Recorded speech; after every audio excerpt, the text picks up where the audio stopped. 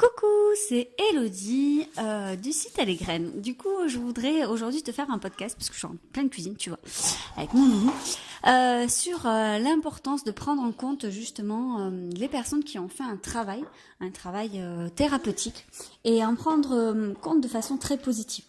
Parce que je trouve que dans notre société, c'est très connoté et on a beaucoup de mal à dire que justement, on se fait accompagner par un psychologue, un psychiatre, un psychanalyste, bref, un thérapeute.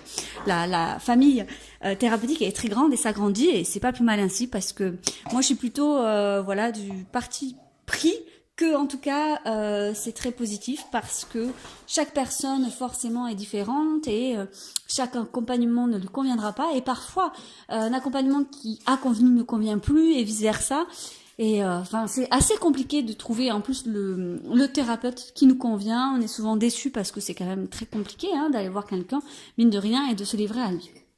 Du coup, je voulais parler de ça parce que encore aujourd'hui, on entend souvent à demi-mot il se fait suivre ou ce genre de choses, parce que c'est comme si la personne elle était folle, elle était fou, que en tout cas elle avait un problème.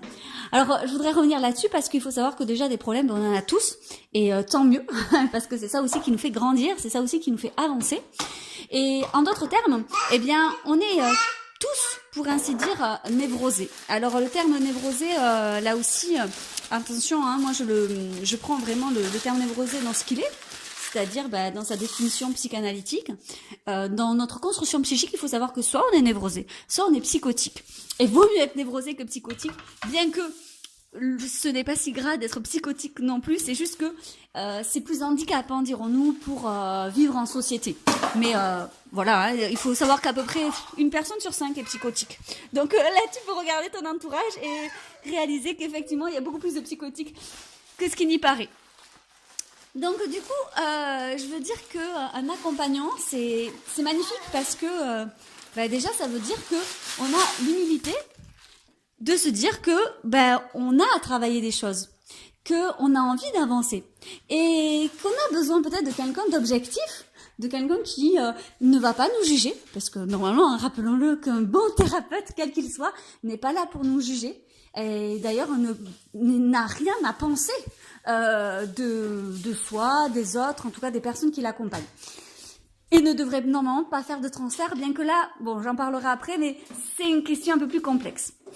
En tout cas, moi je dis bravo à toutes ces personnes justement qui ont envie de voir quelqu'un, de progresser, de grandir, d'évoluer, de se donner la chance finalement du meilleur, parce qu'on mérite tous toujours meilleur. Alors c'est pas dans le cadre d'idéaliser une vie incroyable ou de viser la perfection, c'est pas du tout ça.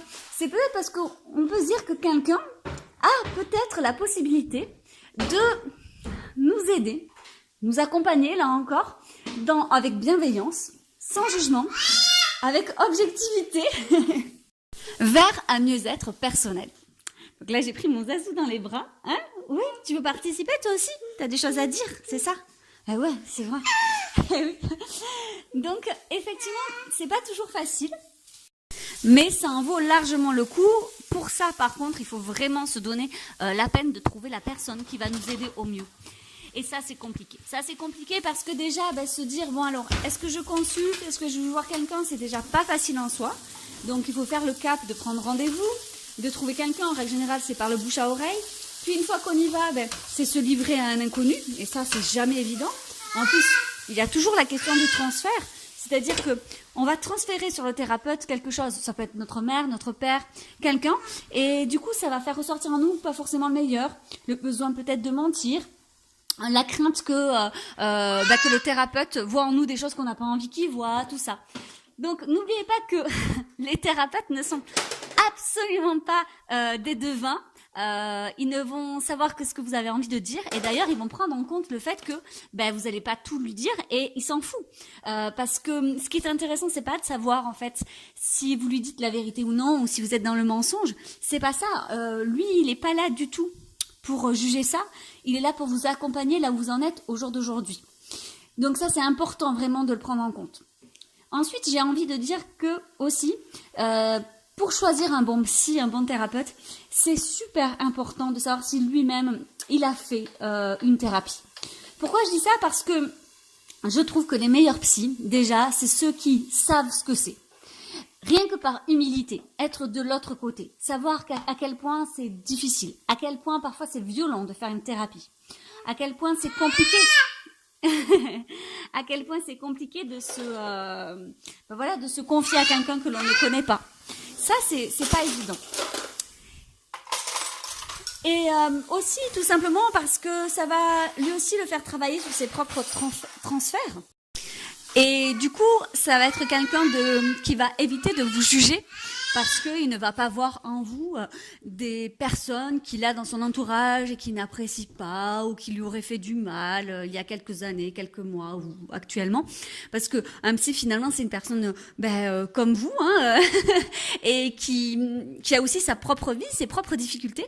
Et donc, le fait d'avoir fait aussi une thérapie, ça permet d'avancer, ça permet de recueillir l'autre plus humblement et avec beaucoup plus d'empathie et de bienveillance. Et moi, je ne m'en cache pas, j'ai fait une thérapie psychanalytique pendant des années et ça a été incroyablement positif. Ça a été douloureux aussi parce que personnellement, j'ai quand même pas une vie facile, j'ai plutôt une enfance difficile même, assez triste presque. Ouais, carrément triste. Et bien sûr, souvent, quand les gens me racontaient une passage de leur vie, il y avait une petite voix en moi pendant longtemps qui me disait « Ouais, bon, ça va, c'est pas... » Parce que j'avais tendance à comparer à ce que moi-même j'avais vécu. Et il a fallu travailler ça aussi pendant longtemps. Et au jour d'aujourd'hui, ça m'a apporté beaucoup, cet accompagnement. Bon, moi, j'ai choisi la psychanalyse parce que, forcément, j'ai cette sensibilité-là. Mais c'est pas meilleur qu'une autre, c'est juste différent et à chacun de se faire son propre avis là-dessus. Alors attention, les gens ont souvent une approche très négative de la psychanalyse parce qu'ils ont une approche un peu à l'ancienne. Quand on parle un peu de bienveillance, souvent on me dit « Mais comment tu peux être psychanalyste et bienveillante ?» Je lui dis « Mais parce que finalement, dans tous les courants de pensée, la psychanalyse n'est qu'un courant de pensée. On peut prendre ce que l'on a envie de prendre. Après, s'il y en a qui sont restés bloqués, j'ai envie de dire, il y a un siècle en arrière sur des théories qui ne sont plus du tout au goût du jour. Bon, c'est chacun qui choisit. » Et là encore, je pense que c'est essentiel quand on est dans l'accompagnement de faire une thérapie. Et je pense souvent, moi, à toutes ces personnes qui maintenant font du coaching ou il y en a énormément qui accompagnent, qui se disent conseillers dans un certain domaine de compétences et qui eux-mêmes, par contre, n'ont jamais travaillé là-dessus, en fait. Ou parce que, ce sont des passionnés, et je trouve ça incroyable. C'est vrai que c'est important de se passionner pour quelque chose, et un passionné peut être devenir expert, bien entendu. Mais être passé de l'autre côté, quand on conseille, être passé, effectivement, de l'autre côté, quand on accompagne et avoir été accompagné, ça apporte quand même quelque chose d'énorme. C'est-à-dire que ça nous permet de toujours être humble. Ça nous permet d'arrêter d'être dans la violence envers l'autre. Je donne un exemple concret, mais parfois, lorsqu'on accompagne quelqu'un dans un changement, quel qu'il soit, on est un peu frustré parce que on voudrait ou que ça aille vite, ou bien que la personne comprenne rapidement, ou on voudrait le faire un peu à sa place, quoi. Mais ça marche pas, et du coup ça nous agace, et on se dit que la personne elle veut pas vraiment, et que en gros on conclut très vite, de toute façon on peut pas aider quelqu'un qui veut pas se faire aider, Et c'est terrible parce que du coup la personne ne se met pas du tout à sa place à elle, n'a pas fait un travail en amont pour réaliser que parfois effectivement on n'est pas dans le bon moment, on n'est pas dans le bon endroit, et qu'il faut être patient. Et qu'accompagner quelqu'un, c'est se mettre à son rythme, et qu'on n'a pas à être frustré du rythme de l'autre ou du chemin de l'autre. Sinon, c'est que nous faisons un transfert et que cet accompagnement est voué à l'échec. Voilà pourquoi, selon moi, il est essentiel, lorsque vous recherchez une aide auprès de quelqu'un, de vérifier effectivement où est-ce qu'il en est, lui, de son propre parcours, de son propre chemin. Et voilà pourquoi aussi il est essentiel, si vous souhaitez aider d'autres personnes, et même vos enfants, il est super important aussi d'être de l'autre côté, et donc de vous faire accompagner. Je finirai ce podcast par vous dire que justement, n'ayez pas honte de vous faire soutenir, que c'est même une fierté, je dirais, d'avoir souhaité évoluer, progresser, de vous remettre en question, parce que c'est grâce à tout ça, et grâce justement à ces nouvelles compétences que vous allez gagner, que vous allez faire de vous un meilleur accompagnant, que ça soit professionnellement comme personnellement. Sur ce, je te souhaite une très, très jolie journée.